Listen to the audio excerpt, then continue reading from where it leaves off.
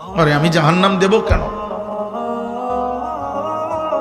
নব্বি ইবাদি আন্নী আনাল গফুরুর রহিম। আল্লাহ বলে, বন্ধু আপনি বলে দেন আমার বান্দাদেরকে, আন্নী আনাল গফুরুর রহিম, আমি প্রচন্ড বেশি ক্ষমাশীল দয়াবান। ওরে শুধু আসতে বলেন, আমার বান্দাকে আমার দিকে ফিরতে বলেন। বান্দা যদি আসে এক বিগত, আমি আল্লাহর রহমত মাগফিরাত নিয়ে আসবো এক হাত। সে যদি আসে এক হাত, আমি আসবো দুই হাত। আমার বান্দা আসবে গুনাহ নিয়ে, আমার কাছে মাফ চাইতে আসবে হাঁটতে হাঁটতে। আমি রব্বুল আলামিন রহমত মাগফিরাত নিয়ে আসবো দৌড়তে দৌড়তে। ইন আতাইতানি লাইলান আতাইতুকা লাইলা, হাদিসে কুদসিতে আছে, আল্লাহ বলে, বান্দা গুনাহ নিয়ে যদি রাত গভীরে তুমি আসো, আমি আল্লাহ ওয়াদা দিলাম মাগফিরাত নিয়ে আমি রাত গভীরেই আসবো। তুমি আসবে যখন আমি আসবো তখন, তুমি বলবে যখন আমি বলবো তখন। বান্দা জমিন থেকে একবার যখন বলে আল্লাহ, আরশ আজিমের মালিক সাথে সাথে বলে লাব্বাইক ইয়া আবদি। বল না বান্দা আমি আছি তো, বল বল না বান্দা কি হইছে, বল কি চাইবো বান্দা বলো, কি লাগবে বান্দা বলো। সব প্রয়োজন আমি পূরণ করব, সব চাওয়া আমি পূরণ করব, বলো না বান্দা। এজন্য দোস্ত, এটা মূলনীতি। আল্লাহ বান্দাকে মাফ করতে চায়। আল্লাহ বান্দাকে মূলত কি করতে চায়? জান্নাত দিতে চায়। এই জন্য আল্লাহ বলে, বান্দা ঠিক আছে 11 মাসও যখন গুরুত্ব দিলা না, তো এইবার একটা মাস বাদ দাও, সব বাদ দাও। একটা মাস আইয়ামাম মাদুদাত, গুনা দিন। গুনা দিন মানে গইনা, একার তুমি গইনা নিবা, গইনা 30 দিন অথবা 29 দিন। একারে তুমি গইনা রাখো, 31 দিন লাগবে না, 32 দিনে যাব না, 31ও যাইবে না, সোজা সাফ কথা 30 বা 29 দিন।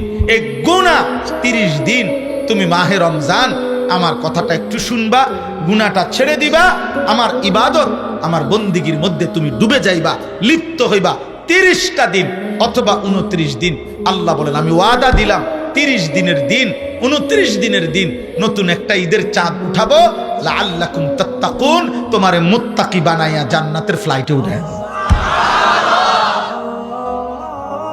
এই জন্য ঈদের দিন ফেরেশতারা বলে, রোজাদার ইমানদার মুত্তাকি বান্দাকে ডাক দিয়া বলে, ইরজিউ, যাও ঘরে যাও আরামসে, কাদ গফারাল্লাহু লাকুম, আল্লাহ সব মাফ করে দিছে, যাও যাও, বেডিং টেডিং গুছাও, ব্যস্ত যাইবা, জান্নাতের ফ্লাইট। সুবহানাল্লাহ। ইয়া আইয়ুহাল্লাযীনা আমানু কুতিবা আলাইকুমুস সিয়াম কামা কুতিবা আলাল্লাযীনা মিন ক্বাবলিকুম লাআল্লাকুম তাত্তাকুন। আল্লাহ বলে তোমার এই চারটা কথা, এখানে চারোটাই আল্লাহ আমাদেরকে সান্ত্বনা দিয়া দিয়া ধীরে ধীরে আগাইছে।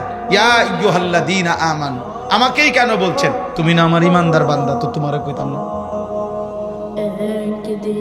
তুমি না বলছো কালেমা বিশ্বাস করো, তো তুমি রোজা রাখবা না কেন? এরপরে বলছে কুতিবা আলাইকুম, দেখো এটা কিন্তু আমি লিখে দিছি, ফায়সালা।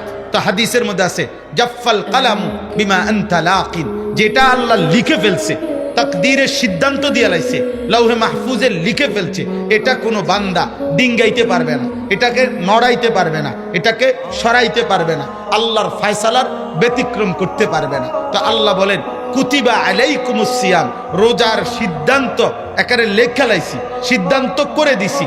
অতএব এখন আর কোনো পরামর্শ চাচ্ছি না, এখন কোনো মতামত চাচ্ছি না, এখন চাচ্ছি তুমি নিশ্চিন্তে এটা মেনে নাও, যেহেতু আল্লাহ ফয়সালা করেই ফেলছে, অতএব আমি করব, অতএব আমি পালন করব। এরপরে আল্লাহ বলছে, বান্দা যদি বলে আল্লাহ কষ্ট হবে না তো? আল্লাহ বলে না, কামা কুতিবা আলাল্লাযীনা মিন ক্বাবলিকুম, ইতিপূর্বে প্রত্যেক যুগের ইমানদাররা রোজা রেখেছে, তারা রাখতে পারছে, তুমিও পারবে। সর্বশেষ আল্লাহ বলেন, তাইলে আমি বান্দা যদি বলে আমি কি পাবো বিনিময়ে? আল্লাহ বলেন লাআল্লাকুম তাত্তাকুন, 1 মাসেই 11 মাসে যেই তাকওয়া দিতাম 1 মাসেই দেব। এটা কোম্পানির বিশেষ অফার, এটা 1 মাসেই মুত্তাকি, 1 মাসেই জান্নাতি। এক মাসেই জান্নাতি। সুবহানাল্লাহ।